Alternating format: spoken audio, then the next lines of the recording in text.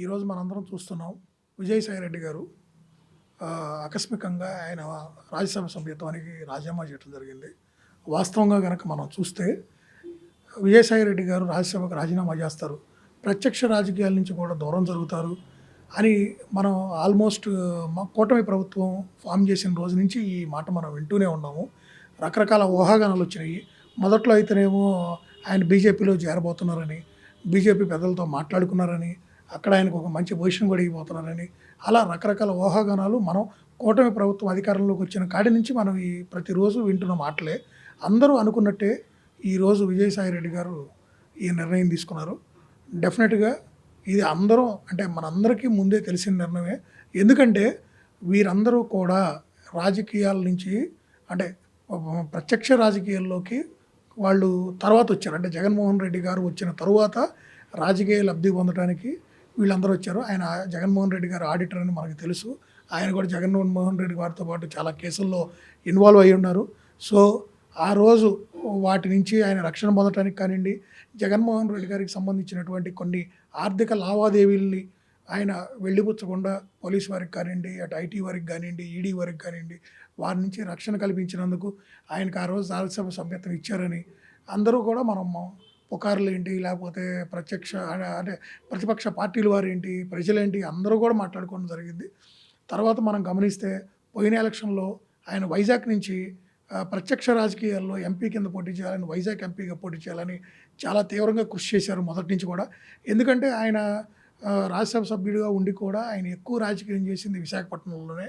ఆయన అప్పుడు ఇన్ఛార్జిగా ఏంటి ఇవన్నీ కూడా రకరకాల పదవుల్లో ఉన్నప్పుడు కూడా ఎక్కువ వైజాగ్ మీద కాన్సన్ట్రేట్ చేసి అక్కడ కొంత ల్యాండ్ గ్రాబింగ్ కానివ్వండి, అక్కడ ల్యాండ్స్ కొనటం కానివ్వండి, ఇలా రకరకాల ఆయన మీద రెగ్యులర్గా మనం న్యూస్లు కూడా చూసాము.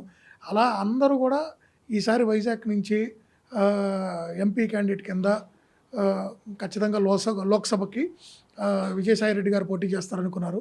కానీ అనూహ్యంగా ఆయన నెల్లూరు పార్లమెంటుకి అభ్యర్థిగా జగన్మోహన్ రెడ్డి గారు అనౌన్స్ చేయడం జరిగింది. ఒక విధంగా ఆయన ఒక 2-3 సందర్భాలలో కూడా దాన్ని అయిష్టతతోనే నేను అంగీకరించాను అని కూడా వెల్లడించారు. మనందరికీ తెలుసు అక్కడ ఘోర ఓటమి చెందారు. సో ఆ తర్వాత నుంచి కూడా ఆయన కొంత వైసీపీ రాజకీయాలకు దూరంగానే వచ్చారని కూడా మనం అనుకోవచ్చు. ఎందుకంటే ఎక్కడ కూడా అంత బాగా ఇన్వాల్వ్ అయింది అయితే లేదు మిగతా వాళ్ళలాగా. సో అప్పటి నుంచి కూడా అందరూ కూడా బీజేపీ పెద్దలతో ఈయన మంచిగా ఉంటున్నాడు, ఈయన డెఫినెట్గా బీజేపీలోకి వెళ్ళిపోతాడు, వైఎస్ఆర్సీపీ పార్టీకి రాజీనామా చేస్తాడు అని ఇలా రకరకాల సందర్భాల్లో రకరకాలు అటు ప్రతిపక్ష పార్టీలు ఏంటి, అటు రాజకీయాలకు సంబంధించిన మేధావులేంది అందరూ చెప్తూనే వచ్చారు. అందరూ అనుకున్నట్టే ఈరోజు ఆయన రాజ్యసభకి రాజీనామా చేయడంతో పాటు వైఎస్ఆర్సీపీ పార్టీకి కూడా గుడ్ బై చెప్పారు. గుడ్ బై చెప్పే సందర్భంలో ఆయన అటు ట్విట్టర్ ద్వారా కానీ ఆయన మీడియాతో మాట్లాడుతూ కూడా క్లియర్గా చెప్పారు, నేను జగన్మోహన్ రెడ్డి గారికి ఫోన్ చేసి ఆయనకి మొత్తం వివరించిన తర్వాత నేను తప్పకుండా అన్నారు. నాకు తెలిసి మాత్రం విజయసాయిరెడ్డి గారు చాలా తెలివిగా రాజకీయాల నుంచి అలానే రాజ్యసభ సభ్యత్వం నుంచి వైఎస్ఆర్సీపీ పార్టీ నుంచి తప్పుకున్నారనుకోవచ్చు. ఎందుకంటే రేపు బడ్జెట్ సమావేశాలు రాబోతున్నాయి. ఆ సమావేశాలకు వీళ్ళు ఒక స్టాండ్ తీసుకోవాల్సిన అవసరం ఉంది. ఎందుకంటే ఇప్పుడు కూటమి ప్రభుత్వంలో అటు బీజేపీ కానివ్వండి, ఇటు జనసేన కానివ్వండి, టీడీపీ కానీ కలిసి ఉన్నారు. సో మరి వాళ్ళకి వ్యతిరేకంగా రేపు బడ్జెట్ సమావేశంలో ఏమైనా మాట్లాడాలన్నా, ఏమైనా వ్యాఖ్యానించాలన్నా, ఒక స్టాండ్ తీసుకోవాలన్నా కూడా కొన్ని అభ్యంతరకర పరిస్థితులు ఉన్నాయి. ప్లస్ అక్కడ వీళ్ళకి వైఎస్ఆర్సీపీ పార్టీ పార్లమెంటరీ పార్టీ అధ్యక్షుడిగా కానీ, ఫ్లోర్ లీడర్గా కానీ అన్ని పదవుల్లో కూడా విజయసాయిరెడ్డి గారు ఉండటం వల్ల ఆయన ఖచ్చితంగా చాలా తెలివిగా వ్యవహరించి రైట్ టైం రైట్ డెసిషన్ తీసుకున్నారనుకోవడంలో ఎటువంటి సందేహం లేదు. అందుకే నేను ప్రత్యక్ష రాజకీయాలకు దూరంగా ఉండాలనుకుంటున్నాను, ఇక నేను రాజకీయాలు మాట్లాడను అని అంటే తెలివిగా ఏంటంటే అటు ప్రతిపక్షాల నుంచి వచ్చే విమర్శల నుంచి కూడా కట్టడి చేయడానికి ఆ పదాన్ని కూడా వాడారు. డెఫినెట్గా వీళ్ళందరూ ఈరోజు మీరు గమనిస్తే ఒక విజయసాయిరెడ్డి గారు కాదు, భవిష్యత్తులో వైఎస్ఆర్సీపీ పార్టీకి సంబంధించిన హేమీ నాయకులు ఎవరైతే మొన్న ఎన్నికల్లో గెలిచినా ఓడినా ఎవరైతే హేమీ నాయకులు ఉన్నారో వాళ్ళందరూ కూడా ఆ పార్టీని వీడతారు. దాంట్లో ఎటువంటి డౌట్ లేదు. ఎందుకంటే అక్కడ వైఎస్ఆర్సీపీ పార్టీలో అది ఒక మోనోపొలీ పార్టీ. అంతా కూడా వైఎస్ జగన్మోహన్ రెడ్డి గారు తీసుకునే నిర్ణయాలకు కట్టుబడి ఆ పార్టీ అనేది నడవాలి. వాళ్ళ గ్రౌండ్ రియాలిటీ వేరు. అక్కడ జగన్మోహన్ రెడ్డి గారు ఏ నిర్ణయం తీసుకుంటే దానికి వాళ్ళు కట్టుబడి పనిచేయాల్సి ఉంటుంది. సో ఇంత ఘోరం ఓటమి చెందిన తర్వాత ఏంటంటే వైఎస్ఆర్సీపీ పార్టీ తరపున వీళ్ళందరూ గతంలో ప్రతిపక్షాల మీద వాళ్ళు చేసిన విమర్శలు కానివ్వండి, ప్రతిపక్షాలను కట్టడి చేయడానికి వాళ్ళు అనుసరించిన విధానం కానివ్వండి, చాలా సందర్భాల్లో చూసాము. పరిధి మించి వ్యవహరించారు మినిస్టర్లు చేసిన వాళ్ళు, ఎమ్మెల్యేలు కానివ్వండి, అధికారులు కానివ్వని ఎన్నో సందర్భాల్లో సామాన్యులు కూడా మాట్లాడుకున్నారు ఎన్నో వేదికలపైన. ప్రజాప్రతినిధులేంది, మాజీ నాయకులేంది, రాజకీయాల నుంచి దూరంగా ఉన్న నాయకులు, మేధావులు కూడా చాలాసార్లు చెప్పారు ఇది మంచి పద్ధతి కాదు రాజకీయాల్లో. ఇలా పవర్ ఉంది, పదవులు ఉన్నాయి అని చెప్పి మనం ఇష్టానుసారంగా చేస్తే రేపు ఇబ్బంది పడాలన్నారు. వాళ్ళు ఏదైతే అనుకున్నారో, వాళ్ళు ఏదైతే ఆ రోజు చెప్పారో, ఈరోజు చూస్తే అది క్లియర్ కట్గా తెలుస్తుంది. ఎందుకంటే మన పరిధి మించి ఎప్పుడైతే మనం వ్యవహరిస్తామో, మన పరిధి మించి ఎప్పుడైతే అతిగా మాట్లాడతామో, అతిగా అవతల వ్యక్తుల మీద విమర్శలు చేస్తామో, ఆ పవరు, ఆ పదవుల్లో మనం లేనప్పుడు అవి మనం స్వీకరించడానికి కూడా సిద్ధపడాలి. కానీ ఈరోజు మీరు గమనిస్తే వైఎస్ఆర్సీపీ నాయకులు ఎవరు కూడా అవి సేకరించే పరిస్థితిలో లేరు. అటు కార్యకర్తలకు కూడా అందుబాటులో లేరు. ప్రభుత్వం మీద కనీసం వాళ్ళు పోరాడే పరిస్థితి కూడా లేదు, ప్రశ్నించే పరిస్థితి లేరు.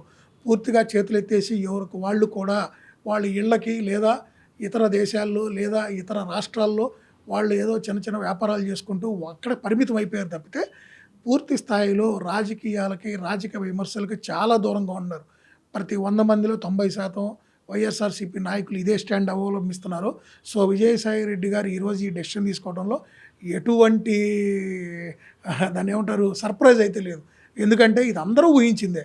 ఆ పార్టీ ఎన్నికలు ఫలితాలు వెలువడిన రోజు నుంచే ఇంత దారుణమైన ఓటమి చెందారు. డెఫినెట్గా బీజేపీ పెద్దలతో ఉన్నటువంటి ఆయనకు ఉన్నటువంటి సత్సంబంధాలతో ఆయన పార్టీ మారుతారు లేదా రాజకీయాల నుంచి తప్పుకుంటారని ఈ ఊహాగానాలు నడుస్తూ ఉన్నాయి. సో అనుకున్నట్టే ఆయన డెసిషన్ తీసుకున్నారు. కానీ ఇక్కడ ఒకటి గమనించాల్సింది ఏంటంటే, నేను మళ్ళీ చెప్తున్నాను, పార్టీ మూలాలు కూడా స్ట్రాంగ్గా ఉండాలి. వైఎస్ఆర్సీపీ పార్టీకి మూలాలు కరెక్ట్గా లేవు. వాళ్ళకి ప్రజలు ఇచ్చిన తీర్పుని వాళ్ళు అపహాస్యం చేశారు.